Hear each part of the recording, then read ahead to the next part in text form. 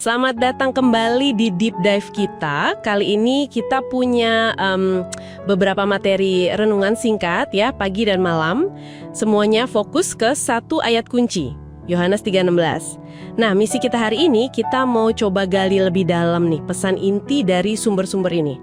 Tentang inisiatif Allah, lalu seberapa besar sih kasihnya itu, dan ya, apa artinya buat Anda. Oke, mari kita mulai ya. Materi pagi yang Anda bawa itu kan langsung menyoroti satu hal penting. Tuhan nggak nungguin kita gitu aja waktu kita katakanlah tersesat. Malah sebaliknya, Dia yang ambil langkah pertama. Dia yang berinisiatif. Iya, betul. Sumber Anda langsung kaitkan ini ke awal Yohanes 3:16 kan? Karena begitu besar kasih Allah akan dunia ini. Jadi inisiatif ini sumbernya memang dari kasih yang wow, luar biasa ya. Nah, yang menarik lagi, sumber Anda itu juga menekankan kenapanya ya. Kenapa dia ambil inisiatif itu, bukan sekedar dia bertindak, tapi ada motivasi yang dalam banget di baliknya. Jadi katanya kan, Tuhan itu melihat kita yang dianggap berharga, tapi lagi menuju kehancuran. Dan hatinya tergerak. Ini penting menurut saya. Fokusnya jadi bukan cuma apa yang dia lakukan, tapi gimana dia melihat nilai kita. Oh, jadi ada penekanan di nilai kita di mata Tuhan ya? Iya, nilai intrinsik Anda.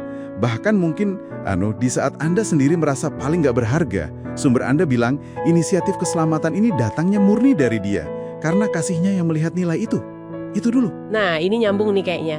Kalau sumber pagi fokusnya ke inisiatif dan motivasi di balik kasih, itu ya, renungan malam Anda ini sepertinya ngasih lihat wujud nyatanya gitu, bukti konkret dari kasih yang begitu besar tadi. Sumbernya bicara soal apa? Itu hadiah yang paling mahal, yaitu anaknya sendiri, Yesus Kristus. Tepat. Jadi kayak menjawab pertanyaan, sebesar apa sih kasihnya? Ya sebesar itu, sebesar anak tunggalnya dikasih. Betul sekali. Dan kalau kita sambungkan lagi ke bagian akhir ayat Yohanes 3:16 yang juga dikutip di sumber Anda, tujuannya jadi jelas banget. Supaya setiap orang yang percaya kepadanya tidak binasa melainkan beroleh hidup yang kekal. Gitu kan? Nah, materi Anda terus menyoroti semacam paradoks mungkin ya, yang menurut saya ini cukup menantang cara kita mikir soal nilai. Paradoks gimana tuh? Gini, keselamatan ini kan digambarkan gratis buat kita yang terima. Kayak nggak perlu usaha apa-apa. Tapi di sisi lain, buat Allah Bapa yang memberi, harganya itu tak terhingga mahalnya. Semahal anaknya sendiri. Oh iya. Gratis buat kita tapi mahal banget buat Dia. Iya. Ini kan bikin kita mikir ulang soal konsep mendapatkan sesuatu versus menerima anugerah yang nilainya sebesar itu. Oke. Jadi kita udah lihat inisiatif Allah, cara Dia melihat nilai kita, terus hadiah yang luar biasa mahal ini. Nah, sumber-sumber Anda ini kemudian secara eksplisit ngajak kita buat refleksi pribadi ya. Iya betul, ke arah sana. Pertanyaan intinya kan kurang lebih, sudahkah Anda sebagai pendengar benar-benar meresapi gitu ya, betapa personalnya kasih sebesar ini untuk Anda? Dan lanjutannya, gimana seharusnya respons kita terhadap hadiah yang semahal ini? Ini bukan cuma soal teori teologi ya, tapi ajakan buat lihat ke dalam diri. Iya, introspeksi. Jadi, kalau boleh ditarik kesimpulan singkat ya dari materi renungan yang Anda bagikan ini, intinya sih kasih Allah dalam Yohanes 3:16 ini bukan sesuatu yang pasif, diem aja gitu. Bukan. Tapi aktif banget. Dia ambil inisiatif, dia rela berkorban, kasih yang paling berharga. Dan semua itu akarnya karena cara dia mandang kita, betapa berharganya Anda di matanya.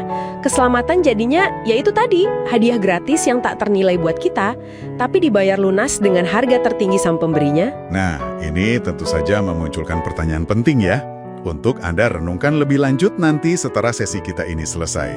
Sumber-sumber Anda kan memang ada menyebut soal doa syukur, terus pentingnya menghargai anugerah ini sebagai respons, itu jelas. Ya, itu respons yang wajar ya. Betul. Respons yang fundamental. Tapi pertanyaan dari salah satu renungan Anda tadi, bagaimana seharusnya responku itu sebenarnya bisa digali lebih dalam lagi loh. Maksud saya, di luar rasa syukur pribadi itu, kira-kira seperti apa ya wujud nyatanya? Dalam kehidupan sehari-hari gitu. Kehidupan yang dijalani sebagai cerminan respon kita terhadap hadiah yang begitu mahal ini. Menarik itu. Jadi bukan cuma rasa syukur di hati ya? Iya, tapi gimana itu termanifestasi dalam tindakan, dalam pilihan, dalam cara kita hidup sehari-hari? Nah, itu mungkin sesuatu yang bisa Anda bawa pulang untuk dipikirkan lebih lanjut.